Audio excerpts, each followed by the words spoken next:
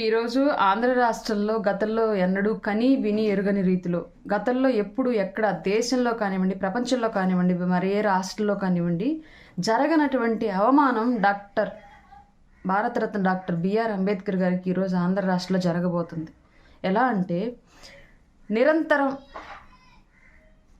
భారత రాజ్యాంగ ఉల్లంఘనకు పాల్పడుతూ రాజ్యాంగం ఇచ్చిన హక్కులను కాలరాస్తూ సొంతంగా తన రాజారెడ్డి రాజ్యాంగాన్ని రాష్ట్రంలో అమలుపరుస్తూ నిరంతరం అంబేద్కర్ గారు రాసినటువంటి రాజ్యాంగాన్ని హేళన చేస్తూ పాలన సాగిస్తున్నటువంటి జగన్మోహన్ రెడ్డి గారితోటి ఇవాళ అంబేద్కర్ గారి స్టాచ్యూ ఆవిష్కరణ జరగబోతోంది అంటే ఇంతకన్నా అవమానం మరొకటి ఉండదేమో బహుశా మహనీయుడికి. నిరంతరం దళితుల కోసం పోరాడి, దళితుల హక్కుల కోసం పోరాడి, దళితుల ఆర్థిక అభివృద్ధి, సామాజిక సమానత్వం కోసం పోరాడి ప్రాణాలు విడిచినటువంటి అంబేద్కర్ గారి విగ్రహాన్ని అదే దళితుల్ని అనగదొక్కుతూ, అదే దళితుల ఆర్థికంగా వెనకబాటుతనానికి ఇంకా వెనక్కి తొక్కేస్తూ, అదే దళితుల మీద దాడులు చేస్తూ, అదే దళితుల్ని హత్యలు చేయిస్తూ, హత్యలు చేసిన వాళ్ళని వెనక పెట్టుకొని అధికారంలో ఉంచి తిప్పుకుంటూ,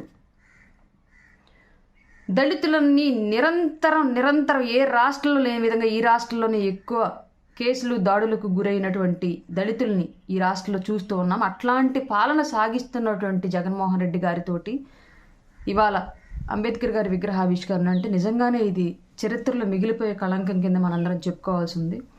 పేరు వచ్చేటప్పటికీ సామాజిక సమతా సంకల్ప సభ అంట. ఎక్కడ సమత? ఏం సంకల్పం? దళితులను అనగదొక్కడం నీ సంకల్పమా? వాలంటీర్ పదవులకు మాత్రమే దళితుల్ని పరిమితం చేసి వాళ్ళకి ఇవ్వాల్సిన ఉద్యోగాల ప్రమోషన్స్లో కూడా రిజర్వేషన్ వర్తించదని చెప్పేసి అవుట్సోర్సింగ్లో కానివ్వండి, కాంట్రాక్ట్ బేసిక్స్ మీద ఉన్న వాళ్ళని కానివ్వండి ఇప్పటివరకు కూడా రెగ్యులరైజ్ చేయకుండా అసలు వాళ్ళకి ఇవ్వాల్సిన బడ్జెట్లో కూడా 30,000 కోట్ల రూపాయలు నిధులు మింగేసి 404 కోట్లు పెట్టి అంబేద్కర్ గారి మహా విగ్రహాన్ని ఆవిష్కరిస్తే దళితులు ఉన్నతి చెందినట్ల. అంబేద్కర్ గారి ఆశయాలను గాలి కొదిలేసి అంబేద్కర్ గారు పాటుపడిన విషయాలను పక్కకు నెట్టేసి అంబేద్కర్ గారి విగ్రహాన్ని మాత్రం గొప్పగా పెడితే దళితులు అభివృద్ధి చెందినట్ల. దళితులు ఓట్లు వేసేస్తారా? ఇది ఓట్ల రాజకీయమా? నిజంగా ఆ సామాజిక వర్గాన్ని పైకి తీసుకొచ్చే రాజకీయమా? స్టాచ్యూ ఆఫ్ సోషల్ జస్టిస్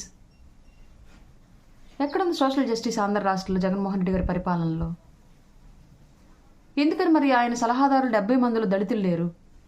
ఎందుకని పదోన్నతులు పొందిన అన్ని శాఖల్లోనూ దళితులు లేరు? ఎందుకని ప్రతి చోట కాంట్రాక్టులు ఇసుక, మద్యం, ఎర్రమట్టి ఇలా ఒకటే అరా కాదు రాష్ట్రంలో ప్రభుత్వం కొనుగోలు చేసి అమ్మే లేదంటే ప్రభుత్వం ప్రాసెస్ చేసి నిర్వహించే ఏ పరిశ్రమల్లో కూడా ఎందుకు దళితులు లేరు? అందరూ రెడ్లే ఎందుకున్నారు? ఇంకెక్కడుంది సోషల్ జస్టిస్? పక్క రాష్ట్రాల్లో రెడ్లు బిడ్డల మీద అఘాయిత్యాలు జరిగితే ఈ రాష్ట్రంలో చట్టాలు తీసుకొచ్చి జగన్మోహన్ రెడ్డి ఈ రాష్ట్రంలో దళితులను చంపితే ఎందుకు చంపిన వాళ్ళని వెనకాల పెట్టుకుని పదవులు ఇచ్చి తిప్పుకుంటున్నాడు? ఆయన ప్రత్యేకమైన ఫ్లైట్లోని వాళ్ళని పెట్టుకుని ఎందుకు తిప్పుకుంటున్నాడు? ఇంకెక్కడ సోషల్ జస్టిస్ ఉంది? ఇంకెక్కడ దళితులు అభివృద్ధి చెందారు? ఎక్కడ దళితులు పరిరక్షించబడుతున్నారు? ఎక్కడ అంబేద్కర్ రాసినటువంటి రాజ్యాంగం పరిరక్షణ ఈ రాష్ట్రంలో జరుగుతుంది? ఎక్కడ అంబేద్కర్ ఆశయం ఈ రాష్ట్రంలో నెరవేర్చబడుతుంది జగన్మోహన్ రెడ్డి గారితో? దళితులందరూ ఇవాళ ఆ విగ్రహం అంత గొప్పగా ఆవిష్కరించడం నిజంగా సంతోషకరమైన విషయం. కానీ ఒక జిల్లాకు పేరు పెట్టి కులాల మధ్య రాజేసినట్లు ఒక విగ్రహ ఆవిష్కరణ జరిపి కులం ఓట్లు కొల్లగొట్టాలని చూస్తున్నాడు ఈ దొంగ జగన్మోహన్ రెడ్డి. ప్రతి ఒక్కళ్ళు గమనించండి. మళ్ళీ ఇతనే కనుక వస్తే ఇప్పుడు 30,000 కోట్లు దోచేశాడు. ఆ రోజు మన ఇల్లు వాకిలు కూడా లాగేసుకుంటాడు. మనం ఆర్థికంగా బలహీనులం, సామాజికంగా బలహీనులం. ఇట్లాంటి అధికార మదంతో విర్రవీగే వ్యక్తుల చేతిలో మరొక్కసారి పడ్డాము అంటే అంబేద్కర్ అనే పేరు తలుచుకోవడానికి కూడా మనల్ని భయపెట్టేలాగా చేస్తారు. ఆ మహనీయుడు ఇచ్చిన హక్కులు అంతో ఇంతో ఉన్నాయి, ఆ మహనీయుడు ఇచ్చిన రిజర్వేషన్లు అంతో ఇంతో ఉన్నాయి. కాబట్టి ఈరోజు మన వాళ్ళు పదవుల్లో ఉండి బానిసత్వం చేస్తున్నారు, అది వేరే విషయం లేండి.